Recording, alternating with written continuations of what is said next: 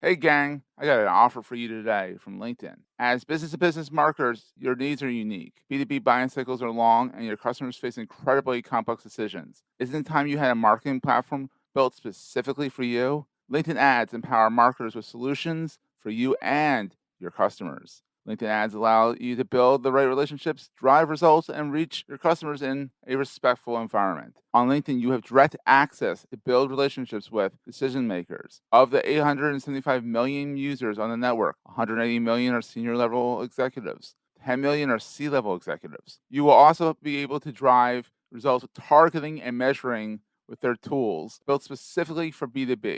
And best of all, they work. Audiences exposed to brand messages on LinkedIn are 6 times more likely to convert. LinkedIn ads also rank #1 for security, community, and ad experience as part of the Business Insider's Digital Trust Study. Make B2B marketing everything it can be and get a $100 credit. It's a $100 credit on your next campaign. Go to linkedin.com/MPN to claim your credit. It's linkedin.com/MPN. Terms and conditions apply.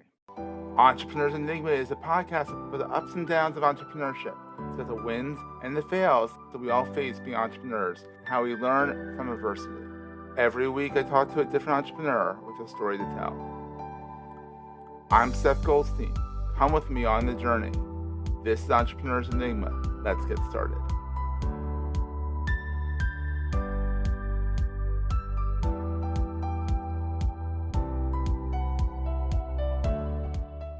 I am here with Keith Willis, a good buddy of mine. He is a former captain in the military. He is a corporate guy who has escaped that kind of world. He's now doing business coaching, training. You're helping people in the workforce get those promotions, right, Keith? Yeah, Seth. So thanks, first of all, for having me on your show. Really excited. So let's And talk that's a little bit about your background. Where did you go to school? so I went to Northern Illinois University. So I grew up in the Chicago area, did ROTC, and spent my first years in the military in Germany. So spent 3 years in Ooh. Germany. Actually, I have pictures of me sitting on the Berlin Wall about 3 weeks before the Berlin Wall started coming down. Oh, that's pretty So a little wild. It bit of kind of history shows. there. It also kind of shows how lax they were getting towards the end, that they would let someone sit on the wall and not get shot. You were a brave man or a crazy man, one of the two. Well, we were on the Berlin side. You got to remember, I was a young man then. Young and stupid. Exactly. So you have a picture of that, though. Somewhere in That's the photo wild. albums that I have, yeah, Oh, me you and a gotta put that couple on other social folks. media. That'd be a wild picture. That's awesome. So I'll then have to do so that. in the military. You said before we got this show started for 6 years. You left as a Yeah, captain. got out as a captain, and then went to work for Ciba, which is a pharmaceutical company that's now Novartis. And then from there, I went over to J&J. I was at J&J for 12 years, Wow. and from there went to Wyeth. Wyeth was bought by Pfizer.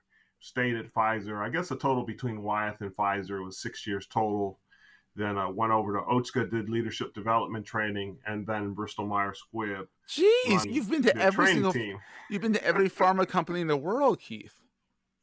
Yeah, I had a pretty extensive corporate career, and then came back from vacation, got one of those proverbial, "Oh, your position's being Oh, eliminated." oftentimes is a blessing in disguise. Yeah, it was probably the best thing that ever happened. Do you think you would have still been in the pharma corporate world if you hadn't gotten the pink slip? More than likely. I mean, pharma pays above average. It's a good career, lots of opportunities, lots of travel. I think as people get older, like a lot of industries, you're trying to get younger. And Mm-hmm. so people hold on as long as they can. And I always had kind of an entrepreneurial spirit anyway. And so sometimes you just need to get kicked out of the nest. And so then I think that's when we met. You had just escaped maybe a few months prior, and we met over our little co-working cohort area, Stacks. Yeah, Stacks we Co were in working at Doylestown. We're Stacks. working at Stacks. Yep. Keith walks in with his big booming voice, this radio voice. And he's like, "Hi, I'm Keith." A big smile on his face. I knew this guy was gonna be an awesome guy to know. So now you say you're a consultant.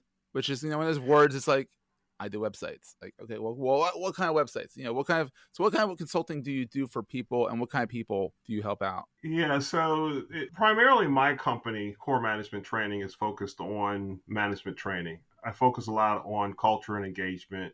Ultimately, organizations think about culture and engagement. It always goes back to the manager. If you got to Mm-hmm. spend money on training, spend it on your managers, because if you have good managers, you can keep people. And, with the pandemic, people working from home, I'm sure everybody's heard about the great resignation where Oh they're my God, talking you can't about. avoid it. I do know a lot of people that have left their jobs looking for better opportunities. And then when you look at the data and statistics, there are a lot of jobs that are available and people just aren't taking those jobs. And then So it here's a goes question for back. that. Why do you think people are not taking those jobs? Are they going into the entrepreneurial journey per se, or are those jobs just not good, from your I think it's opinion? both.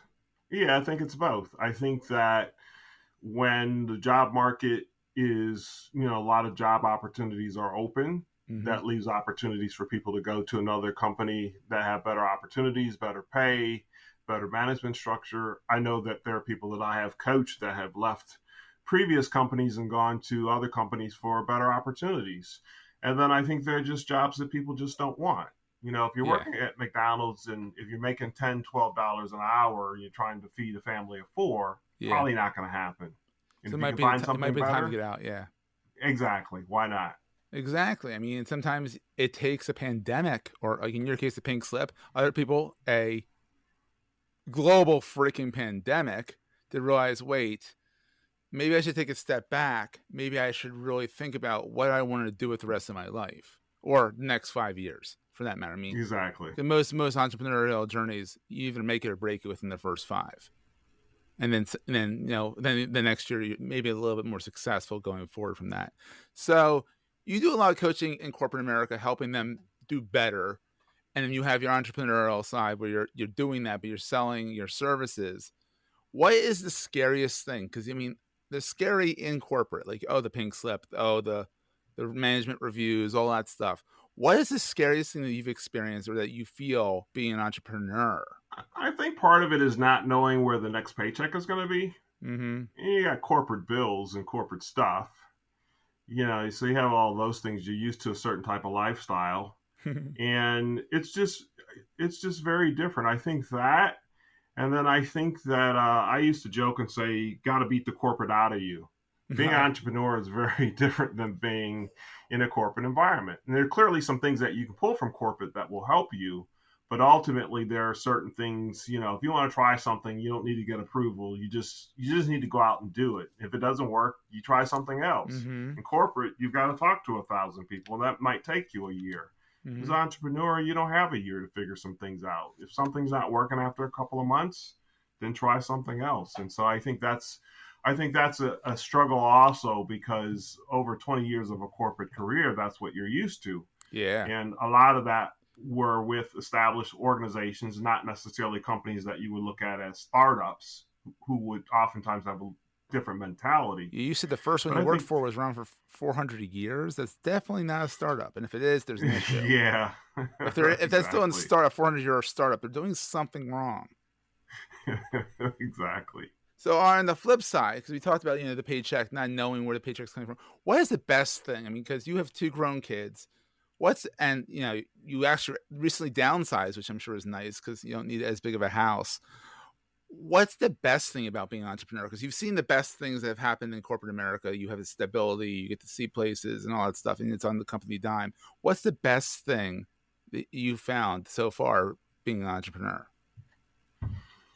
I think having more control over your time, even when you're doing consulting, currently I'm doing a consulting project where I have a certain number of hours.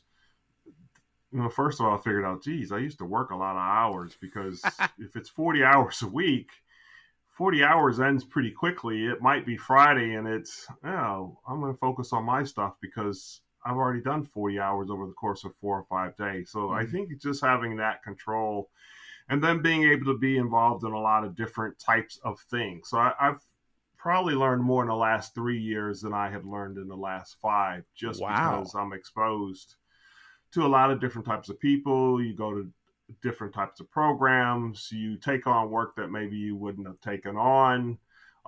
They're just things I've been exposed to that in a corporate world, if I try to interview for a certain type of position, may not have gotten that position because technically don't have that experience. But I've been able to do some consulting with the experience that I have that somebody's willing to hire you. So it's a lot more fun and it's a lot more flexible. That's awesome. We're going to take a quick break, hear from our sponsors, and get right back to the show. Hey there, it's Jason Falls. If your company or maybe one of your clients sells to marketers, you look for advertising channels that guarantee business marketers are paying attention, right?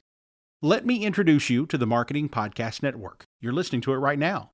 It's a network of podcasts all about marketing. So 100% of MPN's audience are marketers. Reach them by advertising on the Marketing Podcast Network. Learn more and find our media kit at marketingpodcasts.net. What is the most important thing to carry with you that you carry with you at all times? Because I mean, you're an entrepreneur now. What is that thing you always carry with you? I'd say it's more of a sense of yourself. I think in a corporate world, everybody frames who you are, or even in the military. I mean, I was fortunate because in the military, I had an opportunity to work with different types of leaders and learn entrepreneurship in some ways from being in the military, I ran a shop.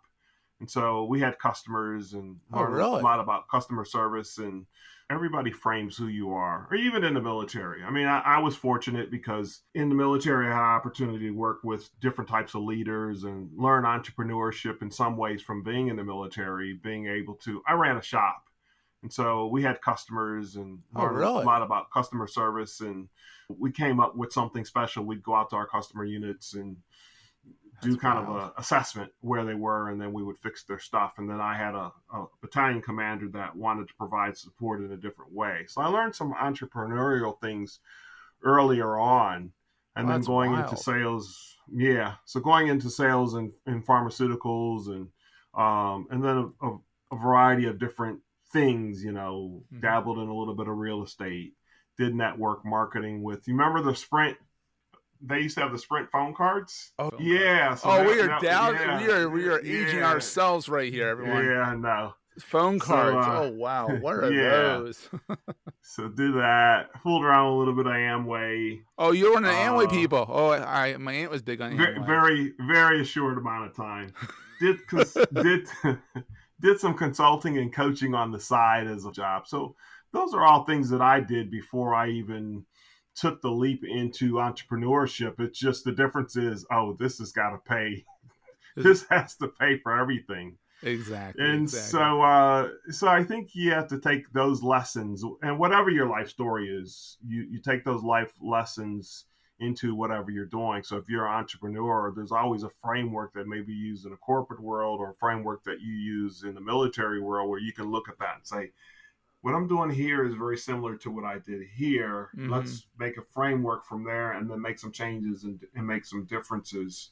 I love that. And then be confident that that's going to work. So I think if you lose a sense of yourself, because you get into being an entrepreneur because you do want to have more control. And so oftentimes what happens is people try to do everything instead of focusing on what you do best, because shoestring budget, you don't have a lot of money. So you're trying to be a bookkeeper and you're not a bookkeeper.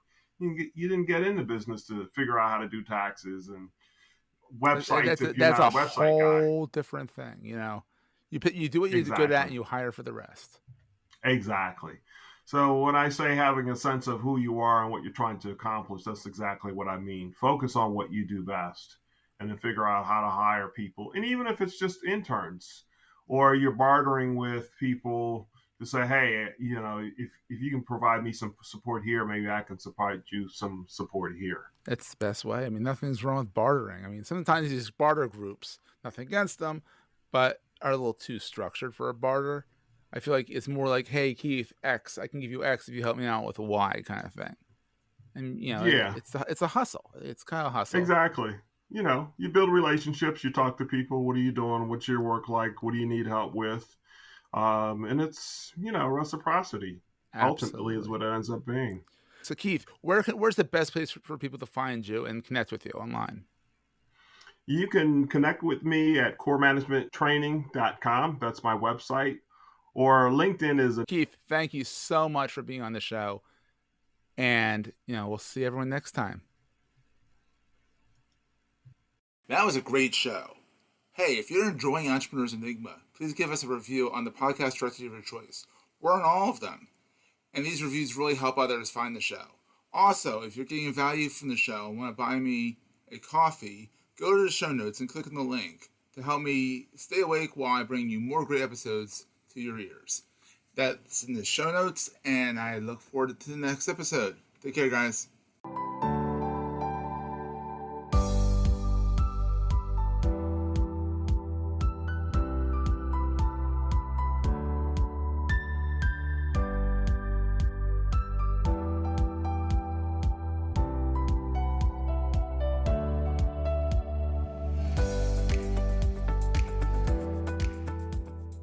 Goldstein Media hopes you have enjoyed this episode. You probably know you're listening to this show along the Marketing Podcast Network, but did you know there are other great shows on MPN to help your business? I'm Jason Falls, and I host Winfluence, the Influence Marketing Podcast. Now, you'll note I didn't say influencer marketing. I said influence marketing. Why? Because the goal is to truly influence an audience to take action. We talk about the strategies and stories that move beyond engaging just social media influencers and tap into your community to find influential voices. It's a different way of looking at it. We call it community commerce marketing. Influencers are still a piece of it, but there's so much more. I talk to creators, brand and agency side marketers, and the thinkers in the space to help grow your business. Come learn with me on Winfluence, the Influence Marketing Podcast. Find it at winfluencepod.com, marketingpodcasts.net, or search for Winfluence wherever you get your podcasts. This podcast is heard along the Marketing Podcast Network. For more great marketing podcasts, visit marketingpodcasts.net.